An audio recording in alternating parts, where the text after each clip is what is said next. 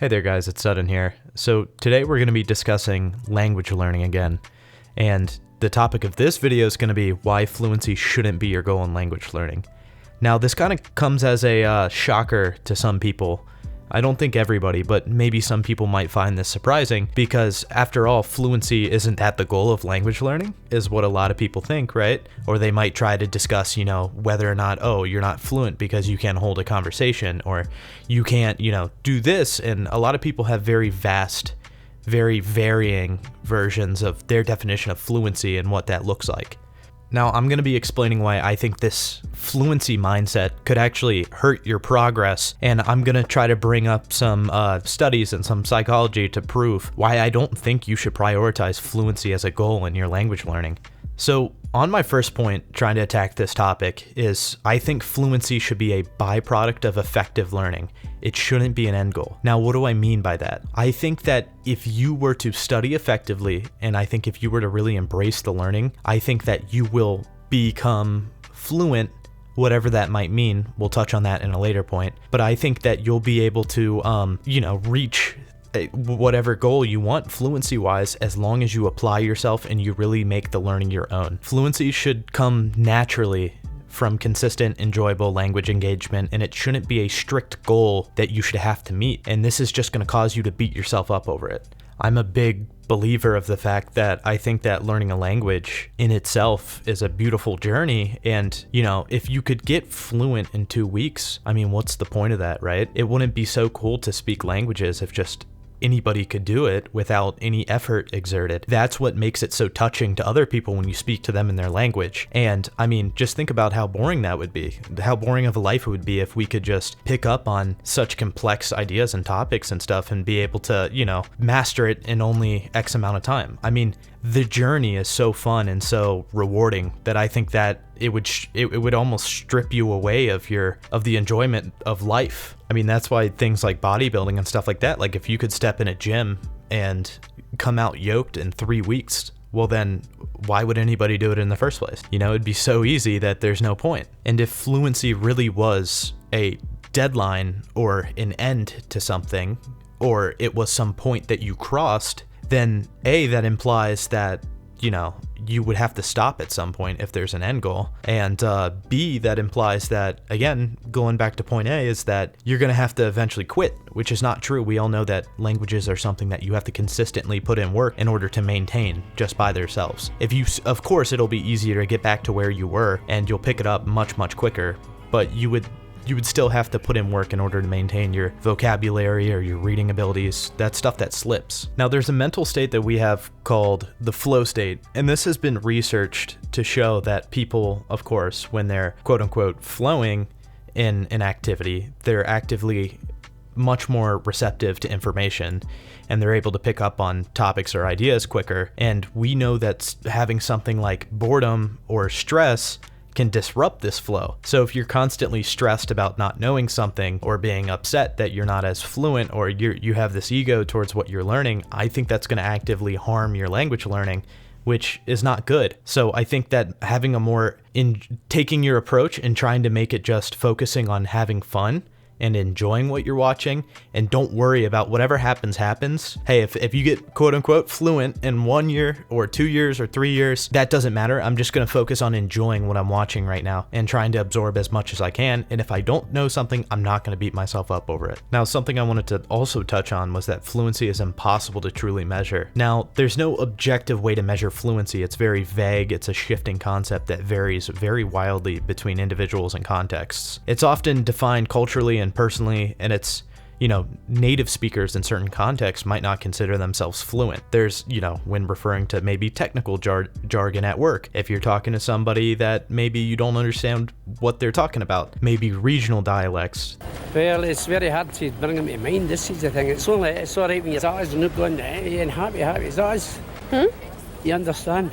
There's situations where not even native speakers are fluent. If I was to sit in front of you and speak rocket science and you've never studied rocket science, well then, do I truly understand the words that you're saying? Well, in that scenario, then am I fluent? Am I not fluent? I'm native in the language, but it's all kind of very rough concepts to define. If you research something called the illusion of competence too, you can see that learners who chase fluency as a goal, they might end up overestimating or underestimating their abilities because fluency isn't a static concept. People do it all the time. They'll overestimate how good they are, or they'll underestimate how good they are. There's certain things you might not even understand enough to understand that you don't know enough. And with that is the point that some people might be completely happy without achieving fluency at all. Now, what I might consider fluency and what somebody else might consider fluency, some people are very introverted, or some people are very surface level, and they might not ever dive into conversations about stuff that I like. Like, I personally enjoy programming and computer science just because that's my job. What if somebody else,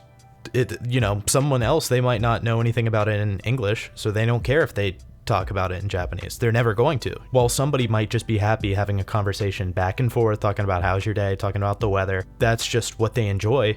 Well, they might be quote unquote fluent in their own mind, because that's how far they want to reach, and that's completely fine. And some people might say, oh, okay, that person's not fluent because they can't have a conversation on a wide variety of different topics. It's like, well, does that matter to them? If they enjoy what they enjoy and they can do it perfectly in their mind, then are they not, like, they're extremely proficient? Then that's where it ends. They're having fun in their language. They're doing it. There's no point in putting a label on whatever level they are.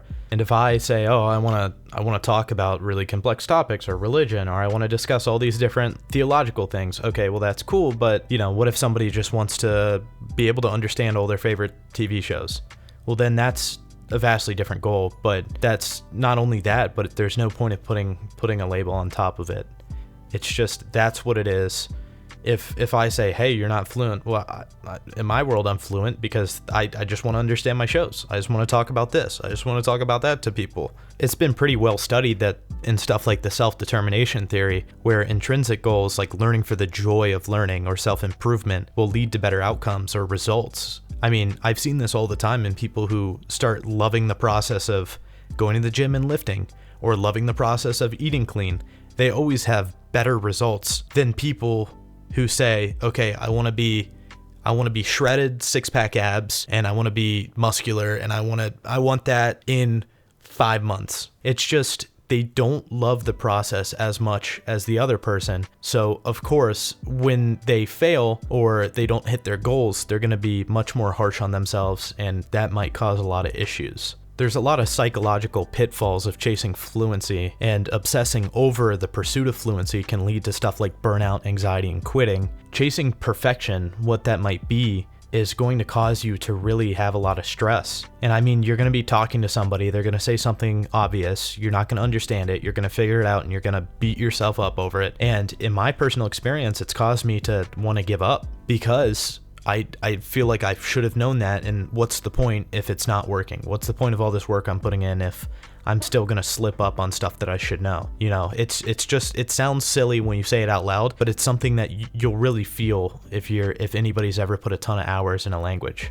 Now, if I don't think fluency should be what you chase, what should be?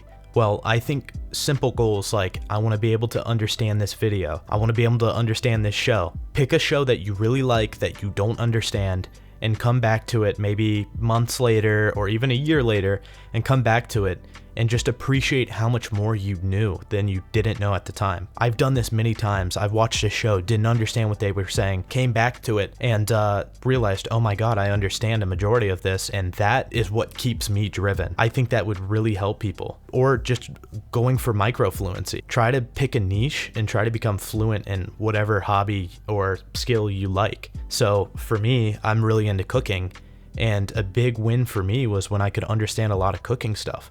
That was much easier than I just want to be fluent in Japanese, but taking these bite-sized goals off and trying to apply yourself, I think is going to be much more rewarding than just creating this huge goal and never reaching the finish line, and then realizing how much you don't know and then just quitting.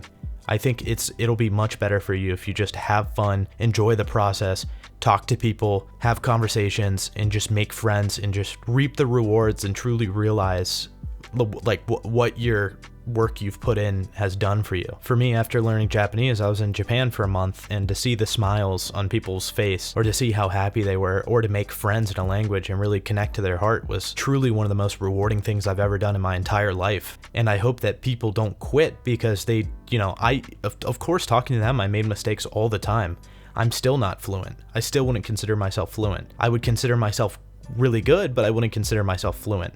And that's okay. That's something that I have to be okay with, because at the end of the day, I put in the work, and it might come in, like I said, eventually I might get N1 in a year. I might get it in 2 years from now. And even though all this time I've put in so far, it doesn't matter.